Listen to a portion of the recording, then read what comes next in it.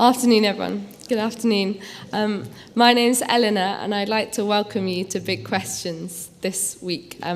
We're so glad you could come along to look at the topic of loneliness in exam term, which I think is something that's often really integral to our culture this term, and asking the question where we can find true community. Big Questions, if you haven't been before, is a chance to look at relevant and important topics to do with the Christian faith and life and purpose. And this week, Reid is here to come and help us think through the topic of community and isolation. He'll do that by giving us a short talk, and then there'll be time for a question and answer afterwards. And the way that will work is if you could text your questions in throughout the talk, and the number that you need for that will be on the stands here and on the pillars around the room. So there'll be a question and answer time afterwards. Reid studied music at Oxford, and now he works with students in Oxford and Cambridge and in the surrounding area. So do keep texting in your questions throughout the talk, and now I'd like to invite Reid up.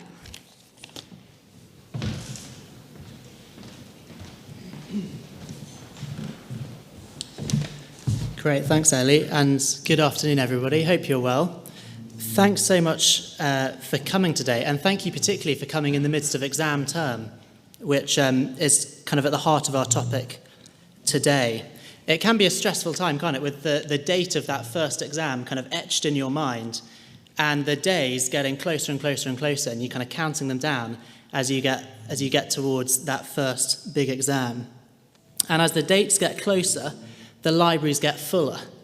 So I don't know what it's like in your college, but when I studied, there'd be kind of library turf wars as people pile up books around them and make it clear that this is their space, and woe betide anyone who tries to take someone else's space in the library. The dates get closer, the libraries get fuller, and there's that sense of impending judgment day as everything we've been working towards culminates in a series of short papers. And it feels like the stakes are high. It feels like it's not just an assessment of some work that we do, but it's almost like a definition of who we are. I don't know if you kind of can relate to that. So you're a first class kind of person, and then next year you'll be able to wear the scholar's gown, or you get a certain position in the ballot or whatever it is. Or you're on for a 2-1, and people who are on for a 2-1, they always kind of try and play it both ways, don't they? If you notice this, oh, I could have got a first, but I've also got a social life, and you hear that kind of thing going on. Or maybe you feel that you're expecting or you're hoping to scrape by with a third, and already you're beginning to feel like a failure. You're being made to feel like a failure. And with this pressure on in this term, it's the term when we need friends and community most of all, to help us get a healthy perspective, to get us out of the library, to help us have some fun and process how things are going. And yet, whilst it's the term when we need friends and community most of all, it's also the term when that's hardest to come by, as people have little time, and as our emotional energy and resources are stretched. And you get a sense of this tension, this paradox, as you see people in the library but on Facebook. They're in the library because they want to do their best. They want to be that kind of a person and get that grade. And yet they're on Facebook because they don't want to be there at all. They want to be connected to the outside world. They want to be enjoying community and connection to other people. And the reality is that this isn't just an issue for Cambridge. This is being played out across the world. So increasingly we hear of the global community or the global village as long-haul flights and social media enable us to connect with anyone, anywhere, at any time. And yet at the same time, loneliness is through the roof. I read a recent survey that showed that the average 18 to 35-year-old has 237 Facebook friends. When asked how many they could rely on in a crisis, the average answer was 2. A quarter said 1, and 8 said none. See, all of us long for community and friendship. I don't know if you've seen the TV sitcom Friends. It's kind of old now, but it's got cult status, and if you watch E4, it's on all the time, and then you can watch it on E4+1 as well if you want. But part of its success comes from the fact that it depicts a community that we all want to be part of. A group of distinct individuals who love one another generously, who are there for each other, as the theme tune says, whenever they need, who serve each other generously. And the question we're thinking about today is, why is that so hard to come by? Why is it so hard to find that kind of friendship and community? So what I want to do is to push more deeply into that question. We're going to think about one big trend and then a result from that trend before then thinking about some of the solutions or some of the ways forward, at least. So here's the trend. See, one of the big trends in Western culture over the past couple of centuries has been the trend towards individualism. So whereas traditionally in Western culture, and still in many non-Western cultures today, the emphasis is on who you are in community or who you are by birth, now the emphasis, in Western culture at least, falls on you creating your identity and creating meaning for yourself. So Steve Jobs, the guy who founded Apple, gave a speech to the graduating students of Stanford University a couple of years ago, and he sums up this philosophy well. He said this: "Your time is limited, so don't waste it living someone else's life. Don't be trapped by dogma, which is living with the results of other people's thinking. Don't let the noise of others' opinions drown out your own inner voice. And most important, have the courage to follow your heart and intuition. Everything else is secondary." So just like Jobs has changed the world through his Apple products, he says, go and do likewise in whatever sphere it is for you: academics, career, music, fashion, image, whatever it is for you. He says, go and create identity and meaning for yourself. And there's plenty that's good about that shift towards individualism. If we had more time, we could think about some of the things that are good about it. But it's interesting that at the same time as individualism has grown, community has declined, community has suffered. So I'll commend to you a book by a guy called Robert Putnam called Bowling Alone, which you might have come across, which charts the decline of community in America over the past century. See, one of the results of this rise in individualism seems to be that we find community hard. And I think one of the reasons that is that we feel community threatens who we are. Community threatens our identity. Let me unpack what I mean by that, and you can see if you relate to it. See, one of the hallmarks of the friendships and communities we dream of is that there's genuine relationship where we know people deeply and they know us as well in return. And that requires transparency and honesty and vulnerability. But actually, those things are quite threatening. I was part of a team building game recently where we had to write down our deepest and darkest secret on a piece of paper and fold it up and give it to the person next to us.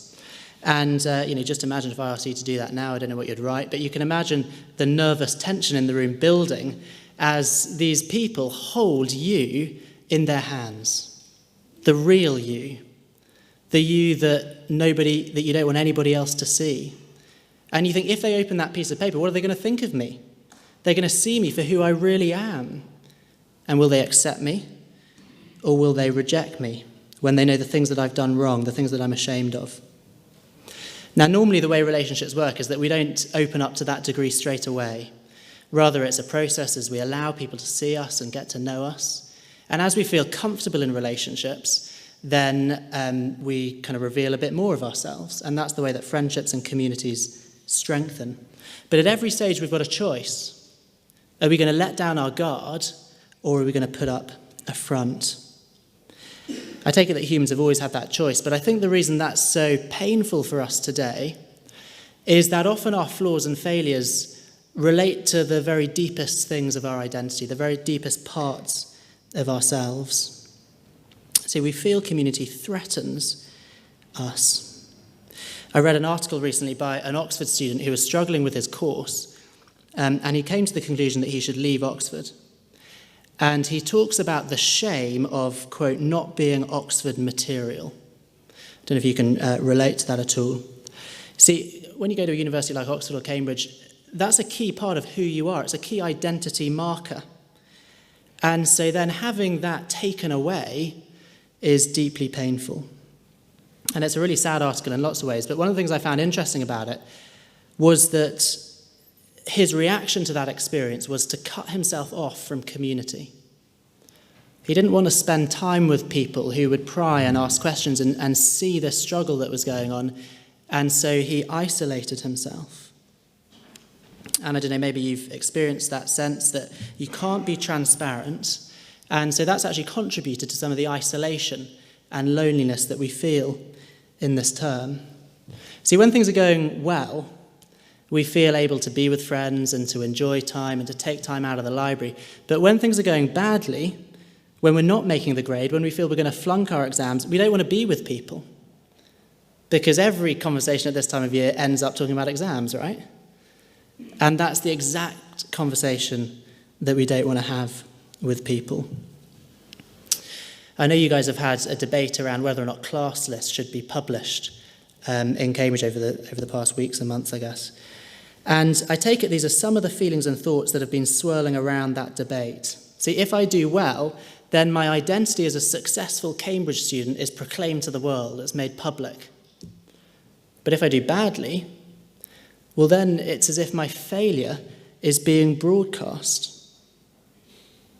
So that's an extreme example, but it's similar with all relationships. As we're known, we feel vulnerable. And so we find community threatening. Sometimes we respond to that with isolation, but there's a flip side, which is that the other way we can respond to that, instead of letting down our guard, is putting up a front. And so we assert a version of ourselves that we're happy for everyone else to see, an edited self, so to speak. So it was interesting to me with that team building game that lots of people actually didn't write down their deepest secret because they didn't want to take the risk. What if that person did open it? No, instead they wrote down something much less worse, something that wouldn't paint themselves in such a bad light, so that they'd still be accepted and welcomed. And we do this all the time, don't we? You don't come top in the exam? Oh, well, I didn't have that much time to revise for it, actually. Or we had a rubbish night out, but we put on Facebook the one photo that makes it look like we were having a great time, and we discard the rest. Or we present ourselves as generous and kind, but actually on the inside we're frustrated and angry. We all present an edited self. We all wear a mask, which I think is why social media is so appealing. Because what social media promises is genuine connection with whoever we want, but connection on our terms. So we get to choose and edit and touch up a photo and delete, and we can create the persona that we'd love. There's an academic in America called Sherry Turkle. She's at MIT in Boston. She's written a book about some of these things called Alone Together. And there's a great TED talk that I'd commend to you where she talks about this. And she puts it like this. She says, we're lonely, but we're afraid of intimacy. And so from social networks to sociable robots, we're designing technologies that will give us the illusion of companionship without the demands of friendship. We turn to technology, she says, to help us feel connected in ways we can comfortably control. You see, the problem with the edited self is that it's bad for community. Communities flourish when we give ourselves to other people for the common good. But what presenting an edited self does is that it takes the emphasis right back onto ourselves again. So reading about the class list debate, I came across another article written by someone who was wondering how on earth we can let everyone know that we've got a first when it's no longer published. Now, I take it was written with their tongue in their cheek, but actually we're all experts at telling people how good we are, aren't we? And the reality is no one wants to hang out with a person who boasts all the time. See, we know that the edited self is bad for community. And so I think what we all long for, what we need is true community and friendship, which flourishes when our identity isn't so tied to success and failure, which flourishes when we don't relate to each other on the basis of performance the whole time. And I think this is where the Christian perspective offers us a surprising answer. I just want to read one verse from this book. It's called Uncover. It's just a copy of John's Gospel, an eyewitness account of the life of Jesus. And in chapter 10 of this book, Jesus says this. He says, I am the good shepherd. The good shepherd lays down his life for the sheep. Now, let me summarize where we've got to so far. See, part of the reason we struggle with community is that we feel that if we were truly and deeply known as we really are, then people would reject us. And so we either isolate ourselves or we put up a front. But what this verse is saying, see, when Jesus says he lays down his life, he's saying there are no lengths I will not go to in order to make you a part of my community. He's saying there's nothing he could know about us that would put him off us. So it's as if Jesus has seen that piece of paper we've written down our deepest and darkest secrets on. But when he sees it, he doesn't turn away from it in disgust, which is what we fear. And neither does he just pretend that it's all okay and that it doesn't matter. Rather, we read here that he lays down his life for us. He treats our moral failure seriously as something that hurts and injures others and so deserves punishment. There are consequences to it. But as he lays down his life, he bears that punishment. He takes our evil to the grave for our forgiveness and rises again, according to the Christian story, to give us a new identity and a new place in his community. And so Jesus' cross says two things to us. Firstly, it says that in all our brokenness, we're more deeply known than we could ever feel comfortable with. And yet at the same time, we're more loved and accepted than we could ever hope for. And I think this transforms community. Let me just outline why. See, because we're known and loved by God, it frees us to be vulnerable with others. Because even if they do know the real us and reject us for it, it's okay, because we're accepted by God himself. And it frees us from the edited self, because our new identity accounts for our brokenness and assures us of being loved, so we don't need to pretend anymore.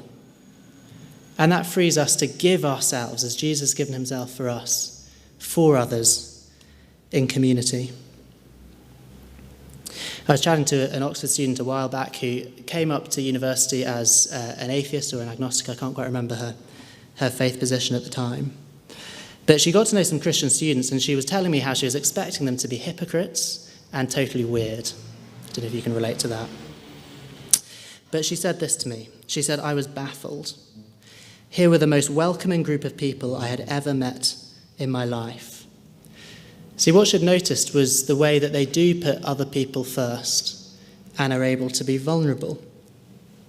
So perhaps a takeaway for some might be to actually experience Christian community, to get to know some Christians, or to join your college group in your college, or to come to a church or something like that. But at the same time, I know that there are going to be some people here whose experience of Christian community won't have been anything like that, and it will have been painful and negative. And sadly, that's often the case.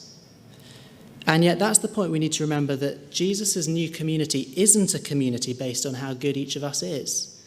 In that way, it's different. Rather, it's based on the forgiveness we find in Jesus Christ.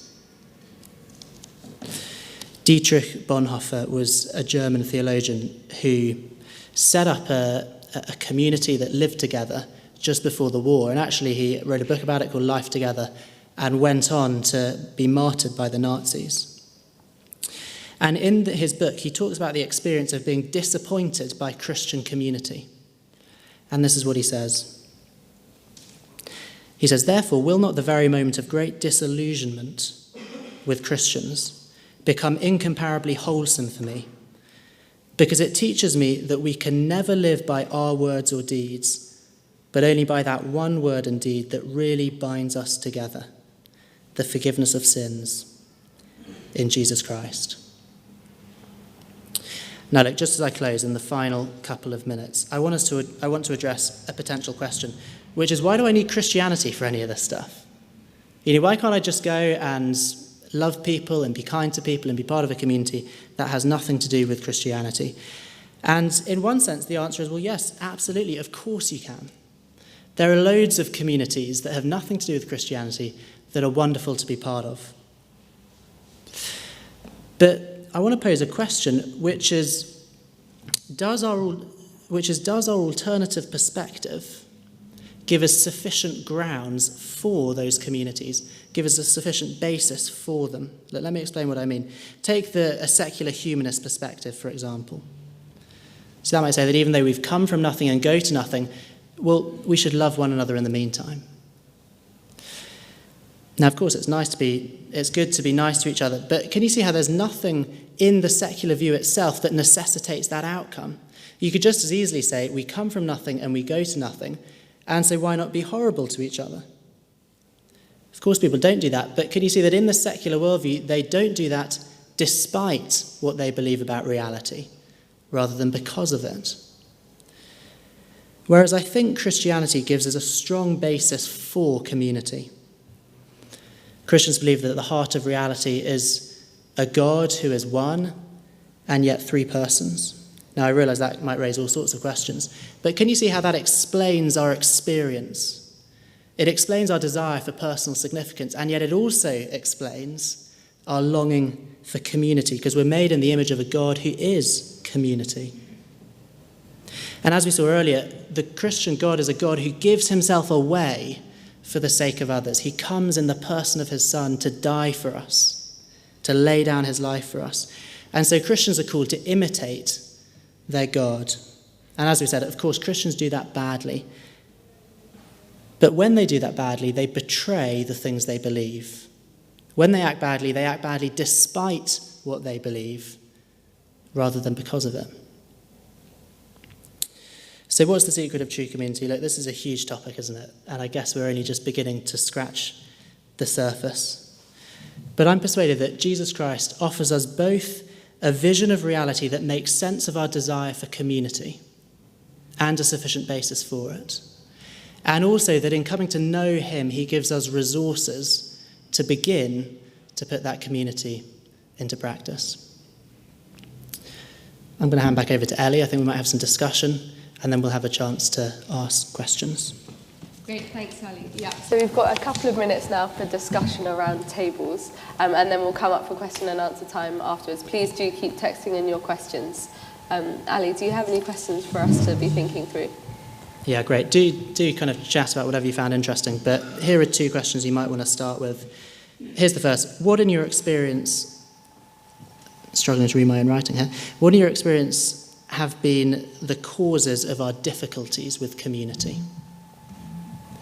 And here's the second question. What do you make of the idea that the new identity of being known and loved in Jesus frees us to form true community? Let's just say this again. What in your experience have been some of the causes of our difficulties with community? And second question, what do you make of the idea that the new identity of being known and loved in Jesus frees us to form true community? Great, a couple of minutes now around tables. Great, sorry to cut in there. If I could bring us back together and invite Ali back up to talk to us. Please do keep texting your questions in, particularly if you have any off the back of what Ali says now. But one question, Ali. So Christianity has lots of rules and regulations. Doesn't that hinder community because it's exclusive? Thank you. Yeah, that's a good question. Christianity has lots of things that Christians believe, lots of things, and that's at the heart of our faith. But actually, all communities gather around certain things, certain beliefs or hobbies or whatever it is. And so those things unite just as much as they divide. And so I think kind of the real question, in a sense, is which set of beliefs about the world lead us to be welcoming and loving and lead to true community? And clearly in my talk I was trying to say that I think that the Christian perspective on reality does that. If you look at, for example, the way Jesus relates to people in the Gospels, if you read this and how he relates to all kinds of different people in society, he's amazingly welcoming. And as I said, that's our pattern as Christians. And so that should lead, therefore, to welcoming communities. Great, thanks. One more. If Christians are united around Jesus and have a new identity in him, then why aren't their communities better? Thank you. Yes, I think there are probably a couple of things to say in response to that. Firstly is that we need to remember what the heart of the Christian message is. So it isn't that we have to be good and that we clean up our act and then we're allowed to be part of Christian community. Rather, it's the complete reverse, is that even though we're not good, we're welcomed into Jesus' community. And so it's no surprise that Christians are judgmental and frustrating to be around and can be annoying at times, just like anybody else. Because just because they're Christians doesn't mean they're better. No, they're bad people who have been forgiven. And so hopefully then you'll see a trajectory in an individual Christian's life as they become more like Jesus, they become more like the person they profess to follow. I think if I was just say one other thing, it would be kind of towards where we landed in the talk, which is that when Christians aren't like Jesus, they betray the beliefs that they hold to. And so that's actually why we find it an issue when Christians aren't like that, because we expect something different from them. But the beliefs that they hold to should lead to true community. It won't always be perfect, but hopefully in time it'll start to get better. Great, thank you. One more. If there are other faiths, such as Islam or Buddhism, provide a basis for strong community too, why would we choose Christianity over these other faiths? Yeah, thank you. What were the two examples? Islam and Buddhism. And Buddhism. Yeah, thanks. Yeah, so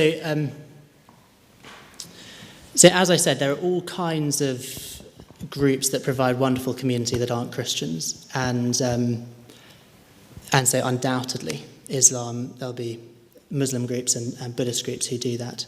But I think, again, it's the kind of second half of what I was trying to say about which view of reality provides a good basis for it.